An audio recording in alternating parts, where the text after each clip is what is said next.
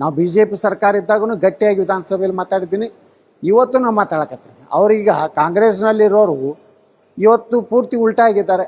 ಸರ್ಕಾರ ಬಂದ ತಕ್ಷಣ ಶಾಸಕರಾದ ಮೇಲೆ, ಮಂತ್ರಿ ಆದಮೇಲೆ ಅವರು ಮಾತಾಡುವಂಥ ನಿಯತ್ತು ಚೇಂಜ್ ಆಗಿದೆ. ಆದರೆ ನನ್ನ ನಿಯತ್ತು ಚೇಂಜ್ ಆಗಿಲ್ಲ. ನಂದು ಆಡಳಿತ ಪಕ್ಷನಾಗಿದ್ದಾಗೂ ಹಂಗೆ ಇದ್ದೆ, ಈಗೂ ಹಂಗೆ ಇದೆ.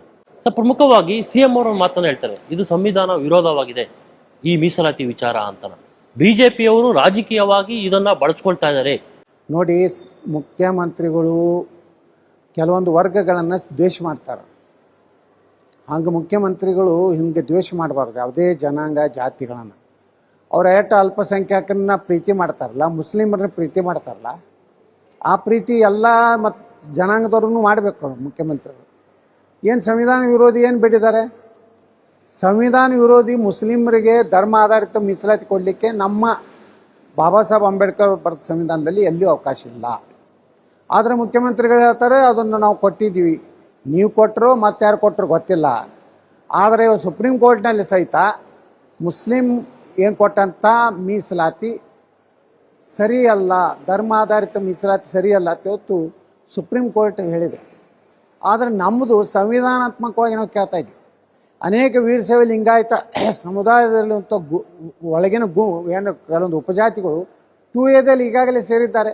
ಅದೇ ಒಂದು ಮಾನದಂಡ ನಮಗೂ ಕೊಡ್ರಿ ಅಂತ ಕೇಳ್ತಾ ಇದ್ದೀವಿ. ಪ್ರಮುಖವಾಗಿ ಈಗ ಗೃಹ ಸಚಿವರು ಸೆಷನ್ನಲ್ಲಿ ಉತ್ತರ ಕೊಡ್ಬೇಕಾದ್ರೆ ಒಂದು ಮಾತಾಡ್ತಾರೆ, ಪ್ರತಿಭಟನಾಕಾರರು 10,000ಕ್ಕಿಂತ ಹೆಚ್ಚಿನ ನುಗ್ತಾ ಇದ್ರು, ಅವ್ರನ್ನ ಒಡಿಲ್ದೇ ಇಲ್ಲ ಮುತ್ತು ಕೊಡಬೇಕಾಗಿತ್ತ ಅಂತ.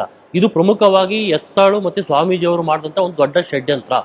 ನೋಡಿ, ಗೃಹ ಮಂತ್ರಿಗಳು ಸಂಪೂರ್ಣವಾಗಿ ಫೇಲ್ ಆಗಿದ್ದಾರೆ. ಅವರು ಯಾವ ಗೃಹ ಮಂತ್ರಿ ಆದ್ಮೇಲೆ ಈ ರಾಜ್ಯದಲ್ಲಿ ಕಾನೂನು ಸುವ್ಯವಸ್ಥೆ ಉಳಿದಿಲ್ಲ. ಯಾರು DJ ಹಳ್ಳಿ KG ಹಳ್ಳಿ ಪೊಲೀಸ್ ಸ್ಟೇಷನ್ ಬೆಂಕಿ ಹಚ್ಚೋರಂಥವ್ರು ಕೇಸ್ ವಾಪಸ್ ತಗೋವಂಥದ್ದು ನಿರ್ಣಯ ಮಾಡ್ತಾರೆ. ಹುಬ್ಬಳ್ಳಿ ಪೊಲೀಸ್ ಸ್ಟೇಷನ್ ಬೆಂಕಿ ಹಚ್ಚೋರನ್ನ ಅವ್ರು ಮುಗ್ಧರು, ಅಮಾಯಕರು ಅಂತೇಳಿ ಹೇಳ್ತಾರೆ ಅವ್ರ ಸರ್ಕಾರದವರು. ನಾವಂತರೂ ಸುವರ್ಣಸೌಧದಲ್ಲಿ ಗಲಾಟೆ ಮಾಡ್ಲಿಕ್ಕೆ ಹೊಂಟಿದ್ದಿಲ್ಲ.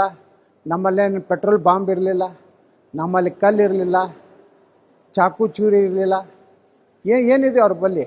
ಇವತ್ತು ಯಾವ ಆಧಾರದ ಮೇಲೆ ಇವತ್ತು ಅವರು ಏನು ಲಾಠಿ ಚಾರ್ಜ್ ಮಾಡ್ತಾರಲ್ಲ ನೋಡಿ. ಇವತ್ತು ನಾವು ಯಾವುದೇ ಲಾಠಿ ಚಾರ್ಜ್ ಮಾಡಬೇಕಾದ್ರೆ ನಾನು ನಿನ್ನೆ ಸದನದಾಗ ಹೇಳಿದೆ, ಅದಕ್ಕೆ ಆದಂಥ ಕೆಲವೊಂದು ಗೈಡ್ಲೈನ್ಸ್ ಇದೆ.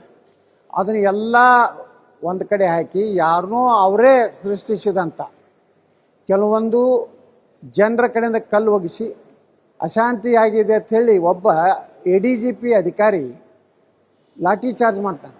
ಅವ್ರು ಡ್ರೆಸ್ ಇಲ್ಲ, ಡ್ರೆಸ್ ಕೋಡ್ ಇಲ್ಲ, ಮತ್ತು ಒಬ್ಬ ADGP ಆಗಿ without any permission DC or AC permission announce ಮಾಡಿಲ್ಲ. ಸಾರ್ವಜನಿಕವಾಗಿ ಅನೌನ್ಸ್ ಮಾಡಬೇಕಾಗ್ತದೆ 3 ಬಾರಿ. ಇಲ್ಲ ನೀವು ಚದುರದೇ ಇದ್ದರೆ ನಾವು ಲಾಠಿ ಚಾರ್ಜ್ ಮಾಡ್ತೀವಿ. ಮೊದಲ ಮಾಡಬೇಕಾಗಿದ್ದು ಅಶ್ರುವಾಯು ಕಂಟ್ರೋಲ್ ಆಗದೇ ಇದ್ದರೆ ಲಾಠಿ ಚಾರ್ಜ್ ಕಂಟ್ರೋಲ್ ಆಗೋದಿದ್ರೆ ಗೋಳಿಬಾರ್. ಇದಕ್ಕೆ ಮಾಡಬೇಕಾದ್ರೆ ಒಂದು ಪ್ರೊಸೆಸ್ ಇದೆ. ಅಲ್ಲಿ ಸ್ಪಾಟ್ ಮೇಲೆ tahsildar, assistant commissioner, deputy commissioner ಯಾರಾದರೂ ಒಬ್ರು ಇರಬೇಕು. ಅವರಿಗೆ ಅನ್ನಿಸ್ಬೇಕು ಇದು ಭಾಳ ಹತೋಟಿ ಮೀರಿ ಹೋಗ್ತಾ ಇದೆ, ಇದನ್ನು ನಾವು ತಡಿಬೇಕಾದ್ರೆ ಅನಿವಾರ್ಯವಾಗಿ ಹಸಿರು ವಾಯು ಬಳಕೆ ಮಾಡಬೇಕಾಗ್ತದೆ. ಪರ್ಮಿಷನ್ ಕೊಟ್ಟಾಗ 3 ಸಲ ಎಚ್ಚರಿಕೆ ಕೊಟ್ಟ ಮೇಲೆ ಅದನ್ನು ಪ್ರಯೋಗ ಮಾಡಬೇಕಾಗ್ತದೆ. ಅದನ್ನು ಯಾವುದೂ ಪ್ರೊಸೆಸನ್ನು ಇವತ್ತು ಮಾಡಿದೆ. ಮತ್ತು ಮಾನವೀಯತೆ ಬಿಟ್ಟು ಎಷ್ಟೋ ಜನರು ತಳಗೆ ಹಾಕಿ ಮನುಷ್ಯತ್ತಿಲ್ಲದಷ್ಟು ಹೊಡೆದಿದ್ದು ನಿಜಕ್ಕೂ ಅವರು ರೈತರು. ನಾವೇನು ಮುತ್ತು ಕೊಡು ಅಂತ ಹೇಳಲ್ಲ, ತುತ್ತು ಕೊಡು ಅಂತವ್ರು. ತುತ್ತು ಕೊಡೋವರೆಗೇ ಈ ರೀತಿ ಇವರು ಒಂದು ರೀತಿ ಗುಂಡಾ ರಾಜ್ಯ ಇವತ್ತು ರಾಜ್ಯದಲ್ಲಿ ಆಗಿದೆ. ಇದು ಬಹಳ ಅತ್ಯಂತ ಹೇಯ ಕೃತ್ಯವನ್ನು ಇವತ್ತು ಪೊಲೀಸರು ಗೃಹ ಮಂತ್ರಿಗಳ ಮತ್ತು ಮುಖ್ಯಮಂತ್ರಿಗಳ ನಿರ್ದೇಶನ ಮಾಡಿದ್ದು ಇವರಿಗೆ ಮುಂದಿನ ಒಂದು ದಿವಸ ತಕ್ಕ ಪಾಠ ನಮ್ಮ ಸಮಾಜ ಕಲಿಸೇ ಕಲಿಸ್ತದೆ.